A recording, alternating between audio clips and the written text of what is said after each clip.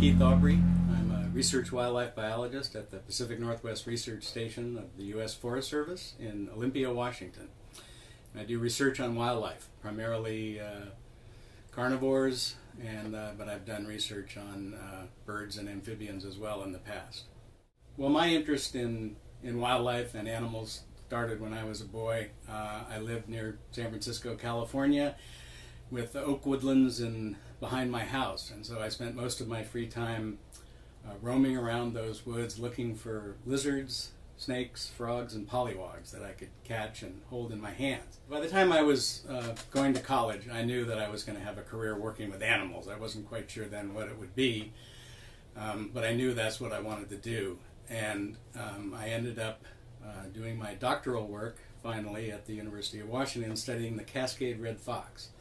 And this is a type of red fox that occurs in high elevation meadows in the mountains of the western U.S. This is a species that the State Department of Game was interested in learning more about. They had become concerned in Washington about the status of a number of fur bearers. These are the carnivores that fur trappers went after for their pelts.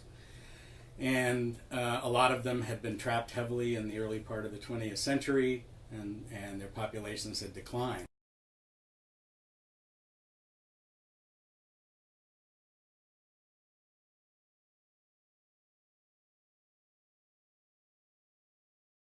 What excites me the most about the research I do is working on something that no one's ever done before, especially a species that isn't very well known, and there's a lot of natural history information that we don't yet have.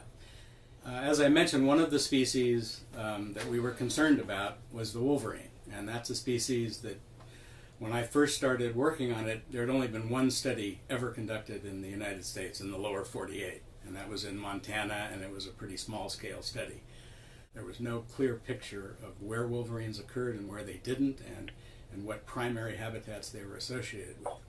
So, kind of like the Cascade red fox, we were starting from scratch on this species in this part of their range anyway.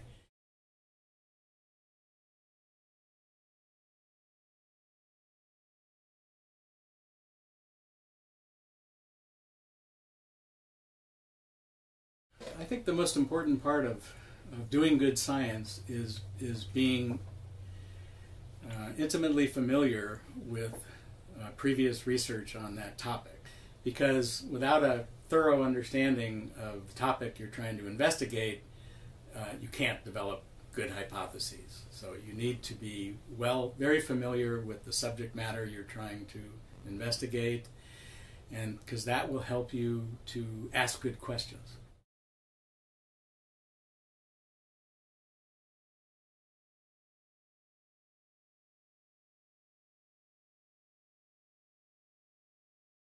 One of the things we're particularly interested in is comparing historical distributions with current distributions. Because if their historic distribution was much broader than their current distribution, then that means range losses have occurred. Something has happened to this species to cause its range to shrink, and it's a signal that there may be something going on with the species and from a conservation perspective, and maybe there's something we need to do to help restore their populations. So although wolverines had been studied in other parts of the world, they'd never been studied here, and the wolverine habitat in the United States is quite different from other parts of its range.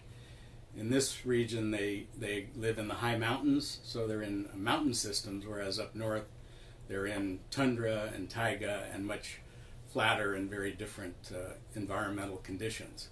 So there's good reason to believe that there may be different that the ecology of wolverines in this part of their range is different than in other parts.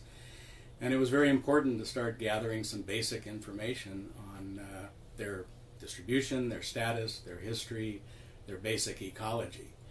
And so I was given the task of determining the current and historical distribution of wolverines. To me, that's the most fun part of the science I do, is that natural history part of it, because that's where a lot of the work we do starts. We have to have basic information on where a species occurs, what kind of habitats it occurs in, what it eats, all the basic natural history information that we can then use as a foundation for doing more sophisticated science that can help to teach us how we can help recover those species if they are in trouble, and how we can learn more about their conservation status.